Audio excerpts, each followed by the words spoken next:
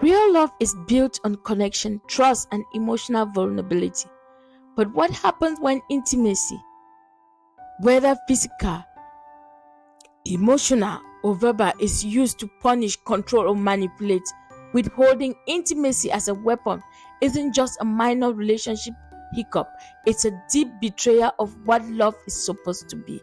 In this emotional and revealing deep dive, we will explore why this toxic behavior happens, how it silently destroys relationship, and what healing looks like when couples are ready to reconnect the right way.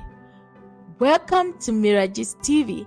If this is your first time on this channel, please join our community by subscribing and commenting on the comment section below.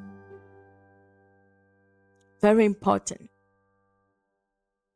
What intimacy really means beyond physical touch.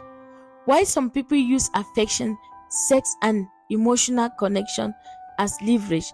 The psychological effect of emotional withholding. Real life stories from individuals who felt punished by silence or distance. What experts say about repairs, consent, and mutual desire. How to rebuild healthy, safe, and fulfilling intimacy.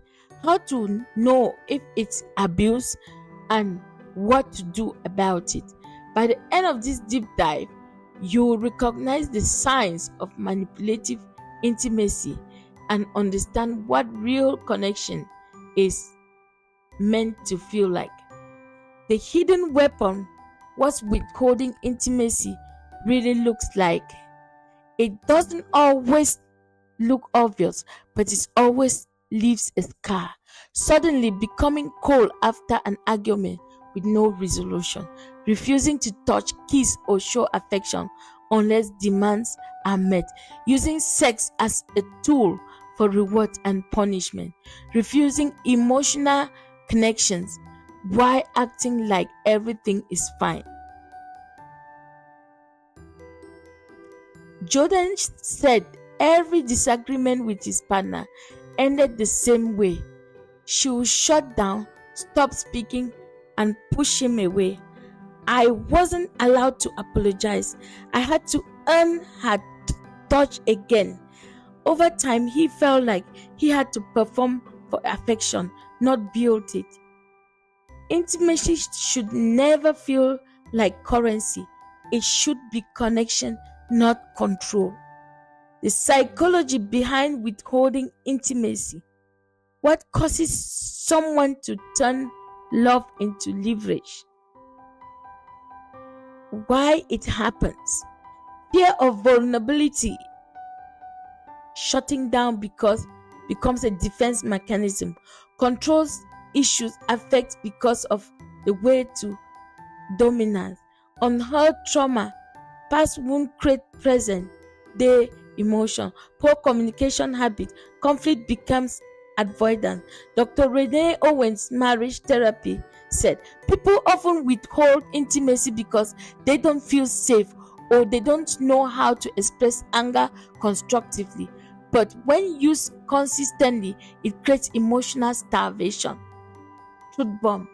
If love becomes a tool for punishment, it's no longer love, it's manipulation. The impact on the partners being shut out. Love thrives in present, but without in punishment. Effects of withholding intimacy. Erosion of self-worth and confidence, increased anxiety, depression, and loneliness, constant overthinking and emotional confusion, feeling punished even when you don't know why. Nia said her husband stopped holding her hand, stopped saying I love you, and only showed affection when he wanted something. I felt like I was being trained, like I was a burden unless I was perfect. If intimacy feels earned instead of shared, your heart is being held hostage. The difference between withholding and healing space. Sometimes people need space, But there's difference between healing distance and punishing silence. Withholding is used to control. Space is used to process what space looks like. Communication about needing time. Reassurance that love hasn't changed. Emotional transparency. I'm hurt. I just need to breathe. What withholding looks like: ghosting within the relationship, silent treatment without explanation, using rejection to provide. Truth bomb: healthy space heals withholding wounds. How to rebuild trust after intimacy becomes a weapon. If you've been hurt by intimacy used against you, or if you've used it yourself, healing is possible. Step to build connection. Acknowledge the pattern. Denials keep the cycle alive. Create emotional safety. Talk about the plan, not just behavior. Redefine. Apologize and repair, not just once but through the consistent new behavior. Seek professional help. Therapy changes life when done right. Yep.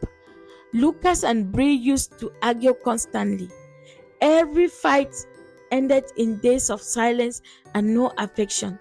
After therapy, they learned to check in nightly. Now, even when we are upset, we hug before bed. The rule saves us.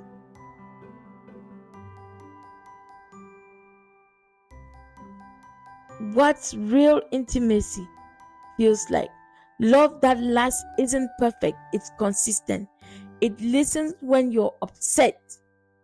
It reaches out, not away. So true. It shows up when it's uncomfortable. Don't marry someone who uses love as leverage, but be with someone who sees conflict as a bridge, not a battlefield.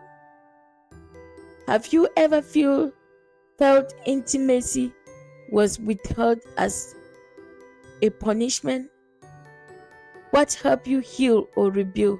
Let's talk about it. Please subscribe for emotional raw healing and empowering relationship content every week.